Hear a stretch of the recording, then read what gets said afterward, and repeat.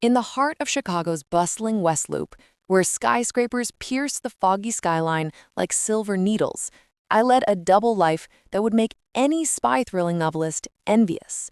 By day, I was Eleanor Harper, Chief Operating Officer at Technova Global, a powerhouse tech firm that orchestrated multi-billion-dollar mergers, revolutionized AI-driven supply chains, and employed over 15,000 people across 5 continents.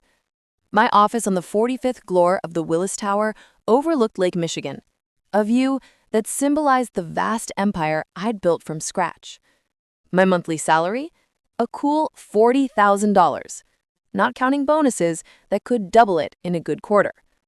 But to the world outside those glass walls, and especially to my son Michael, I was just Mom, the unassuming widow scraping by in a modest 2-bedroom apartment in Lincoln Park. Why the secrecy? It wasn't born from paranoia or some twisted game. No, it stemmed from the gritty streets of Southside Chicago, where I grew up in a cramped row house with parents who worked double shifts at the steel mills. Dad hauled scrap metal until his back gave out, and Mom scrubbed floors in downtown offices, her hands raw from bleach. They taught me that true worth wasn't measured in dollars, but in grit, integrity, and the quiet strength to endure. "Money's a tool, Ellie," Dad used to say, his voice gravelly from years of factory dust. "Don't let it define you, or it'll own you." I took that lesson to heart. After high school, I juggled night classes at community college with waitressing gigs, earning my business degree from Northwestern on sheer willpower. When Michael came along, unexpected but cherished, his father bailed before the ink dried on the birth certificate. I raised him alone, climbing the corporate ladder rung by rung, from entry-level clerk to manager, then executive, all while keeping our life simple. No flashy cars, no designer labels, no extravagant vacations. Our apartment was cozy but dated, with peeling wallpaper and a kitchen that smelled of homemade chili. I drove a reliable Honda Civic from 2010, shopped at thrift stores, and invested every spare penny into stocks, real estate, and a nest egg that now rivaled the GDP of a small nation. Michael, now 28 and a rising marketing consultant at a mid-tier firm, never knew the full extent. To him, I was the mom who clipped coupons, reused Ziploc bags, and occasionally splurged on pizza nights. He appreciated it, or so I thought. But as he climbed his own ladder, subtle shifts appeared. His calls grew infrequent, laced with a patronizing tone.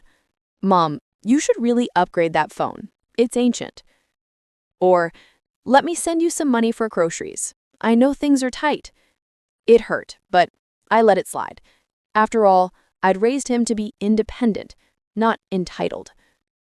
Then came the call that would unravel everything. Chapter 2. The Invitation. It was a crisp October evening in 2025, the kind where the wind off the lake carried the promise of early snow. I was in my apartment, sipping black coffee from a chipped mug, reviewing quarterly reports on my laptop, when my phone buzzed. Michael's name flashed on the screen. "Hey, Mom," he said, his voice tighter than a drum. "How's everything?" "Fine, as always. What's up?" I kept my tone light, sensing the undercurrent. I pause, the kind that screams unspoken worries. Emily's parents are flying in from London tomorrow. They're loaded. Old money, you know? They want to meet you. Dinner Saturday at Le Chateau in the Loop. It's fancy, French fusion. Can you make it? Le Chateau. I'd been there before, on business dinners where deals were sealed over $500 bottles of Bordeaux. But Michael didn't know that. "Sure, honey, I'd love to meet them." Another hesitation. "Great. What should I tell them about you?" They asked. I leaned back in my worn armchair, the springs creaking. "What did you say?" "Just that you work in an office downtown. Keep things simple. Live alone since Dad, simple." The word landed like a slap. It reduced my meticulously crafted life to a pity party. But it sparked an idea. A test, really. In my line of work, I'd negotiated with sharks who smiled while plotting your downfall. I knew people revealed their true colors when they thought you were powerless. Emily's parents, from what Michael had shared, were British elites. Margaret, a socialite with pensions for charity galas that were more about selfies than saving lives. Edward, a hedge fund manager who'd made millions betting on market crashes. They summered in the Hamptons, wintered in Aspen, and viewed America as a playground for the wealthy.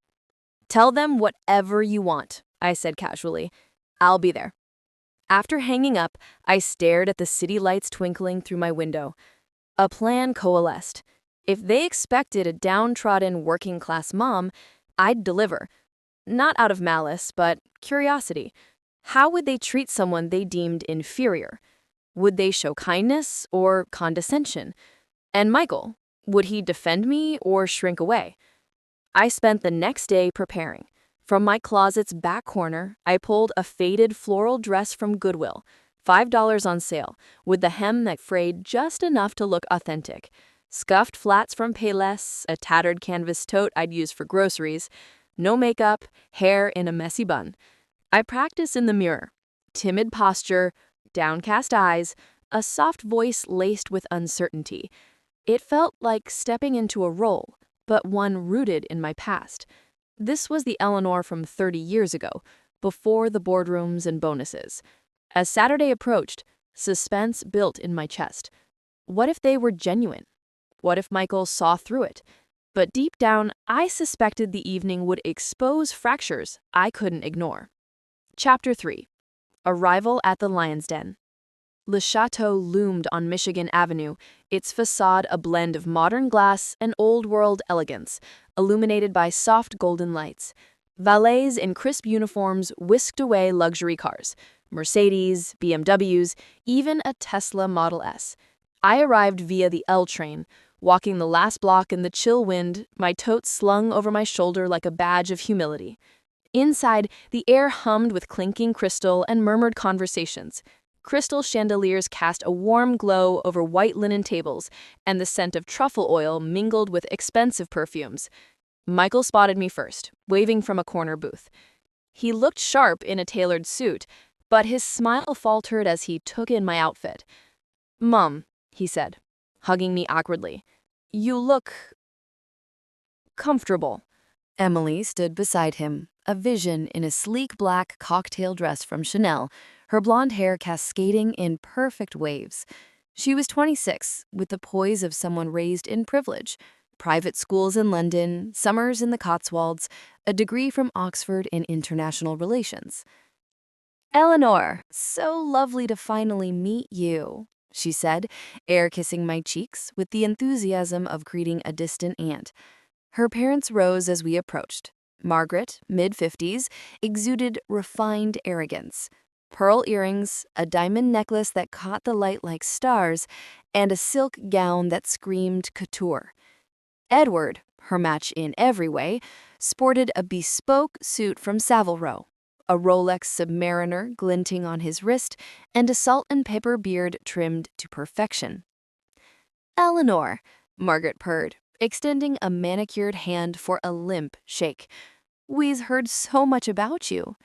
Her eyes flicked over my dress, a micro-expression of disdain flashing before her polite mask snapped back.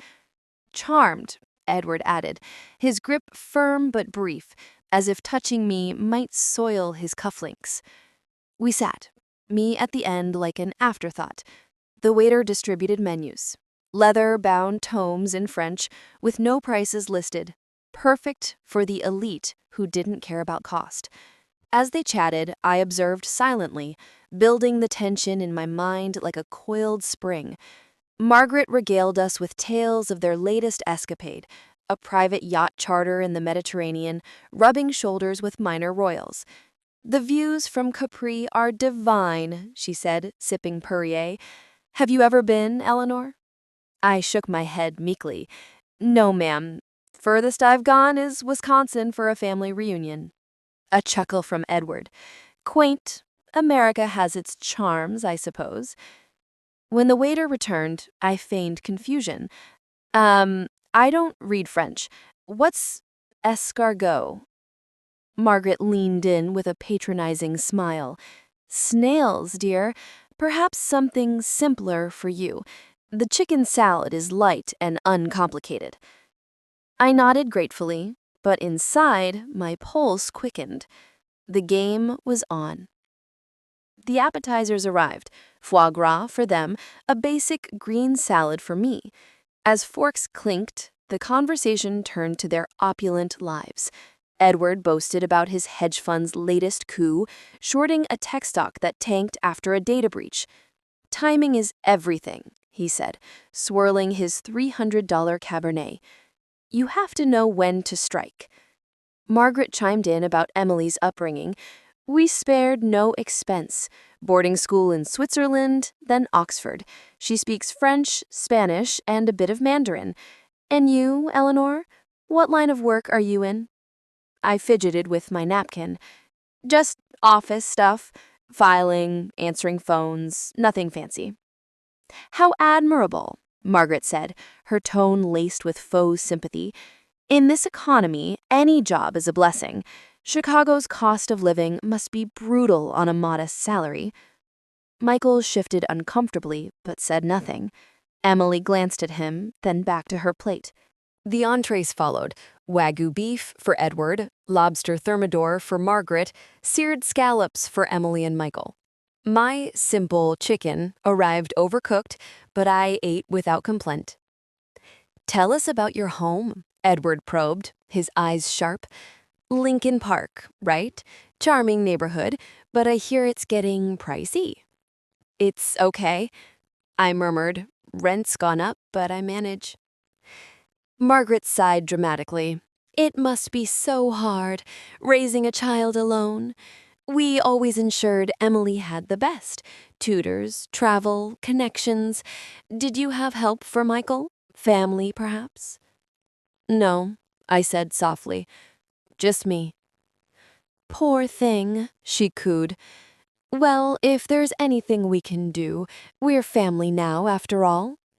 The suspense thickened as the evening wore on. Hints of their true intent surfaced in sly comments. Emily's condo in the Gold Coast. We gifted it as an engagement present. Prime real estate. What about you, Eleanor? Contribute anything? A small check, I replied, eyes downcast. How thoughtful, Margaret said, her smile sharp as a knife. Every bit helps, I suppose. Then the pivot. Over dessert, creme brulee for them, plain vanilla ice cream for me, Margaret leaned forward. We've been discussing this, Edward and I. With the wedding coming up, we want to make things easier. Eleanor, dear, we could provide a little monthly assistance, say $800, to cover essentials. In return, perhaps you could give the young couple some space, not burden them with visits or needs. The table froze. Michael's fork clattered. Emily's cheeks flushed. $800 to vanish? It was insulting, a bribe wrapped in charity. I let the silence stretch, suspense hanging like fog over the lake. Then my voice cut through, no longer meek, but resonant. That's kind of you, but clarify, $800 to stay out of my son's life? Margaret blinked. No, just to help. You've helped plenty, I said, straightening, by revealing your souls. Chapter 5. The Unmasking. The air crackled with tension, all eyes locked on me as I set my spoon down with deliberate calm. You've spent 2 hours flaunting your wealth, yachts, jets, estates, but not once did you ask about my dreams, my struggles, my joys. You saw my clothes, my bag, and deemed me worthless. So allow me to introduce myself properly. Margaret's diamonds seemed to dim. Edward's Rolex ticked louder in the hush. I'm Eleanor Harper, CEO of Technova Global. For 20 years, I've steered a company valued at $50 billion, negotiating deals with Fortune 500 CEOs, overseeing innovations that power half the world's smartphones. My salary? $40,000 monthly. I raised Michael on my own, starting as a temp clerk, earning my MBA at night while changing diapers and paying bills. I funded his college, his first car, his dreams, all while building a portfolio worth millions. Michael's eyes widened like saucers. Mom, what? Emily gasped, hand to her mouth. Margaret paled, her veneer cracking. Edward sputtered, "This is preposterous. Proof." I reached into my tote, not for a wallet, but my phone.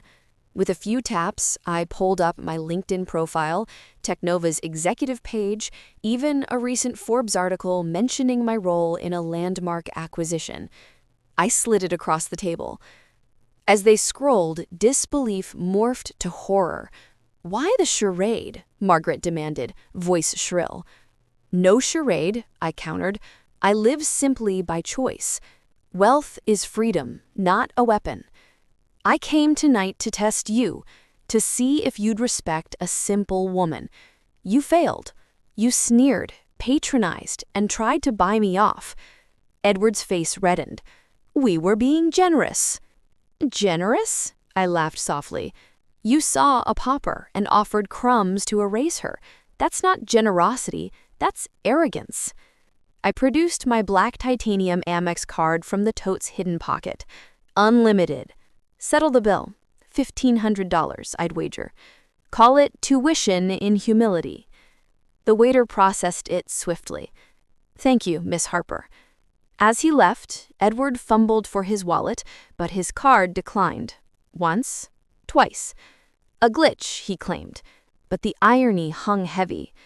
I stood, addressing Emily. "You're not defined by them. But silence is complicity. Choose wisely." Chapter 6. Ripples of Revelation. Outside, the Chicago night enveloped me like a cool embrace. Michael caught up as I hailed a cab. "Mom, why hide it all these years?" "To teach you value beyond money," I said, hugging him. "To earn your respect through actions, not assets."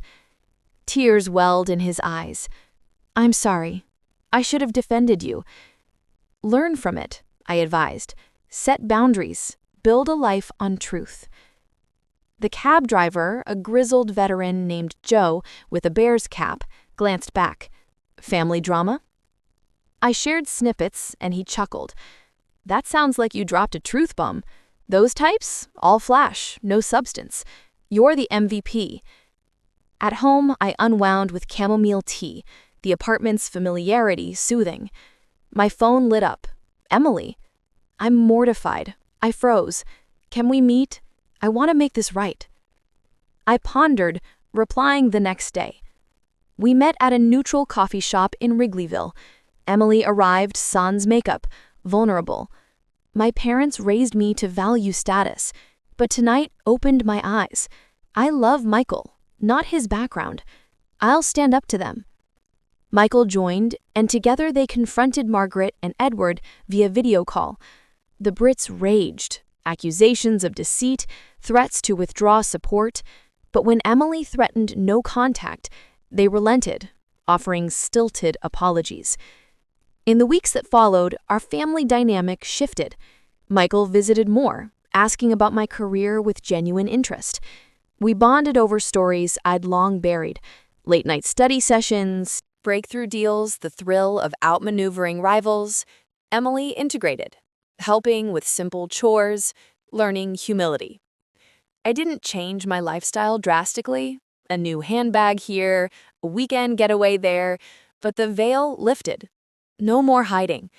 That dinner wasn't just a lesson for them, it reaffirmed my values in a world obsessed with surface shine. Chapter 7. Echoes of Change. Months later, as wedding plans unfolded, the incident became family lore, a cautionary tale whispered at gatherings.